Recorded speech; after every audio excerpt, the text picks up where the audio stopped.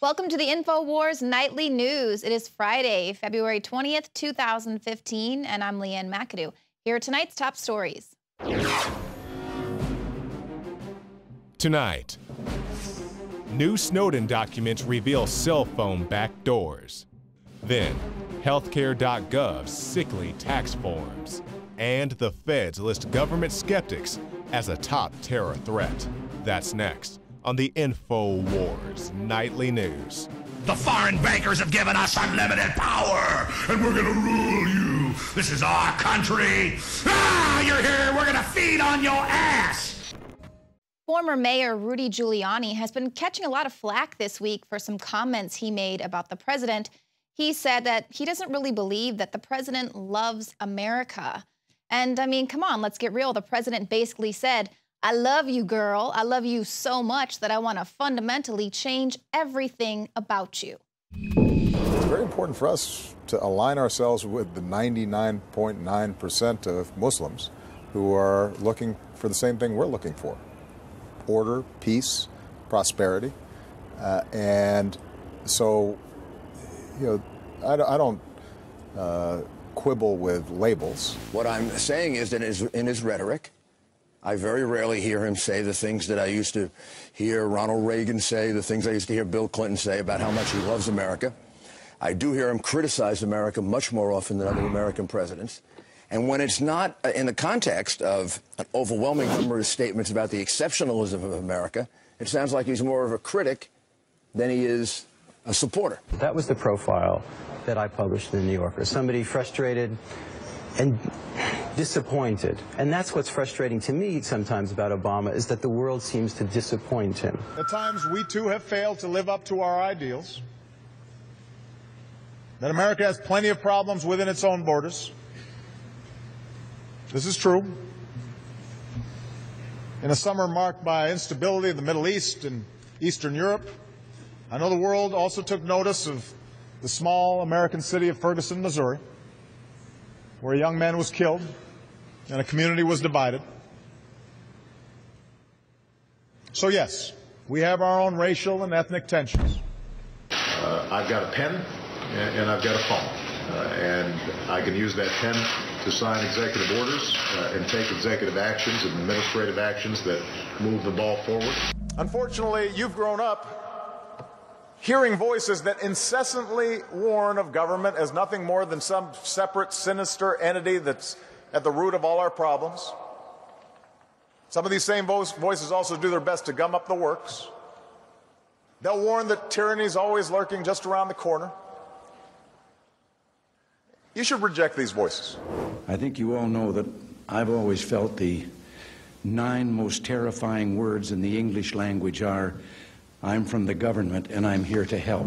Help them build their economy so they can have job opportunities for these people. You're right. There is no easy solution in the long term to preventing and combating violent extremism. But if we can help countries work at the root causes of this, what makes these 17-year-old kids pick up an AK-47 instead of try to start a business? And of course, one of the ways that Obama is fundamentally changing America is via executive amnesty.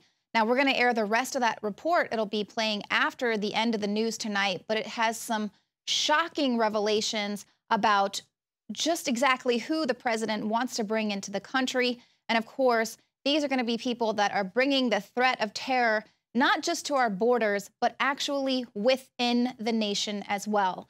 Now, despite the fact that a majority of Americans consider ISIS to be the #1 threat to America, the DHS is still fretting about anti-government groups. We became aware that these 2 individuals were extremists in their beliefs and were actively plotting to kidnap and kill at least 1 Southern Nevada police officer. Important to mention here, the FBI lists members of this anti-government movement among the nation's top domestic terror threats.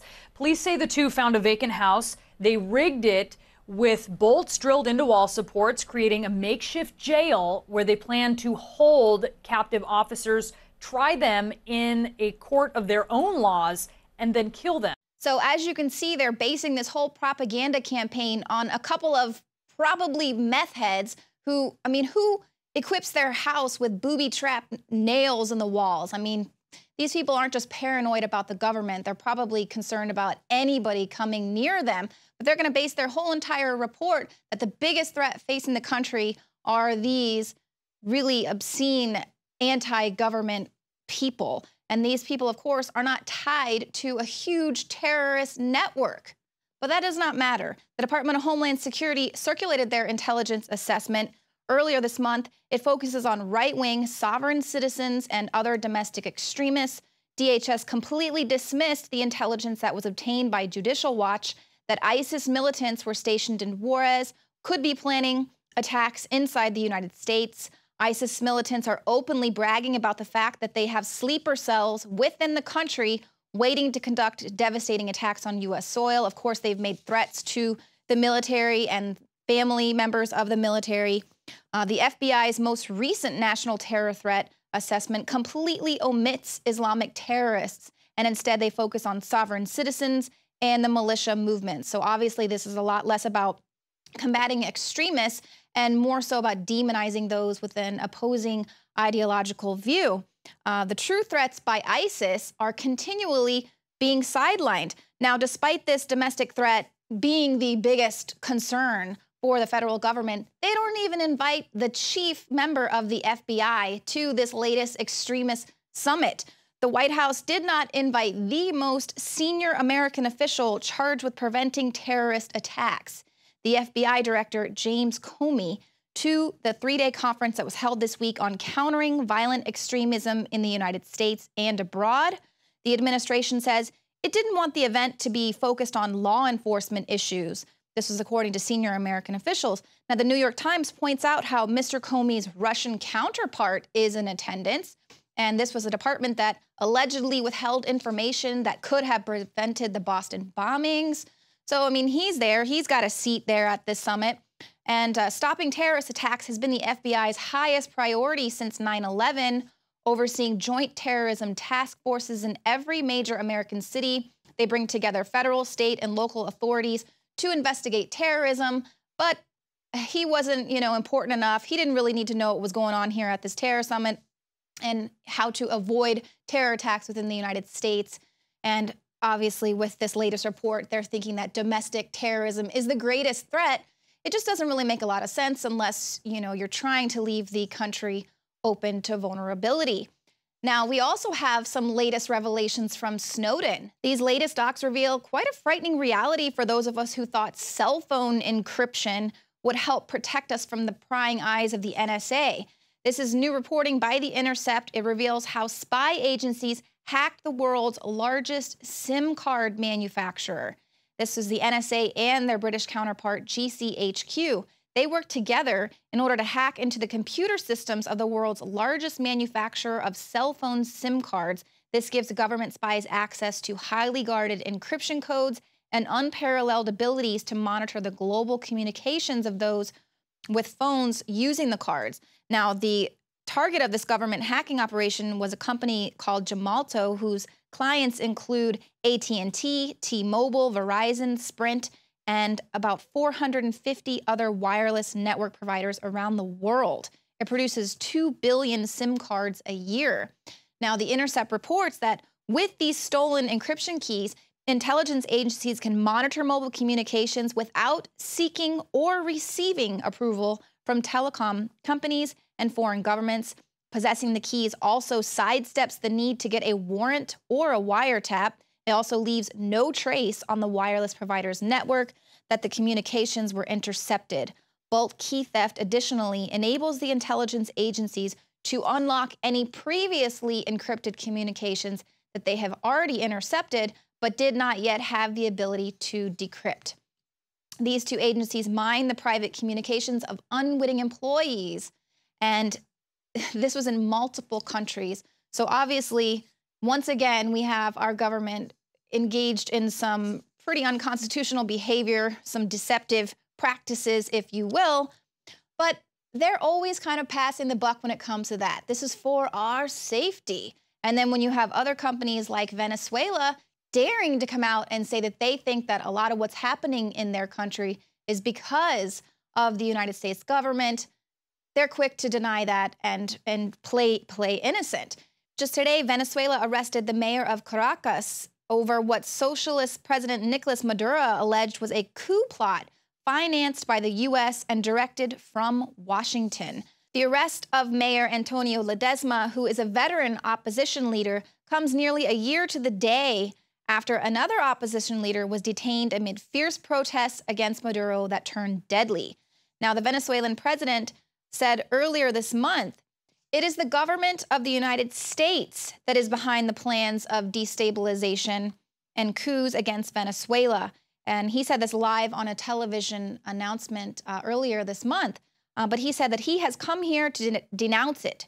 "We have dismantled a coup attempt against democracy, against the stability of our homeland.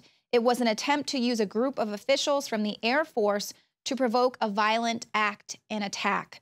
Now, he didn't name which members of the military were allegedly involved, but he claimed that the U.S. government and right-wing opposition groups in Venezuela were behind this plan. Now, of course, immediately the State Department comes out resisting those charges, and they're dismissing the claim, saying, "As a matter of long-standing policy, the United States does not support political transitions by non-constitutional means. Political transitions must be democratic, constitutional, peaceful, and legal." Now, she goes on to say that Venezuela is just trying to blame others for their own failures. But come on, how many times has the U.S. government been involved backing violent coups? Here's one reason why Venezuela might be a little bit paranoid. I mean, aside from the fact that the U.S. tried to overthrow Hugo Chavez, but recent declassification of more than 20,000 secret documents revealed the role of the CIA and the White House in the Chilean coup in the 70s. Now, Peter Kornbloh, who spearheaded this effort to declassify these documents, told Democracy Now! Last year that Richard Nixon and Henry Kissinger launched a preemptive strike against Salvador Allende. They decided to stop him from being inaugurated as president of Chile. Nixon instructed the CIA to make the Chilean economy scream, to use as many men as possible. Now, initially, they wanted to keep Allende from being inaugurated as president at all, but when that failed, and after the assassination of the Chilean commander-in-chief that the U.S. was behind, Kissinger then went to Nixon and said, "Allende is now president. We're going to have to work with him. The State Department thinks that we can coexist, but I want you to make sure that you tell everybody in the U.S. government that we cannot let him succeed because he has legitimacy. He is democratically elected."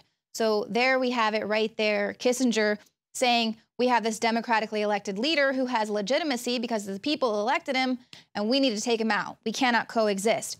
Kissinger goes on to say, what's going to happen to the balance of power when other countries get this bright idea that they can have democratic elections, have presidents in power who aren't going to be puppets of the White House? He said that balance, the shift in the balance of power would change their interests fundamentally, obviously changing the interests of the U.S. But the State Department, here they are reasserting us that the U.S. would never support political transitions by non-constitutional means and that they should all be nonviolent and democratic and constitutional. Just ask Libya and Syria and Iran and Iraq and the Ukraine and many, many other places. We can point out so many other coups, but the State Department is just going to continue pushing out their propaganda. Hey, they're from the government and they're here to help. But what else happens when the government exceeds its competence? Well, as if tax season wasn't frustrating enough, now the White House says it has sent out 800,000 bad tax forms. The Obama administration says it sent out about 800,000 healthcare.gov customers the wrong tax information. Officials are asking those consumers to delay filing their 2014 taxes. These errors mean that nearly 1 million people will have to wait longer to get their tax refunds this year. So you're either going to have to wait to calculate your taxes or have a do-over if you were a good little citizen and filed early. Now, after the initial debacle that was the sign up for healthcare.gov, you'd think they would have their ducks in a row.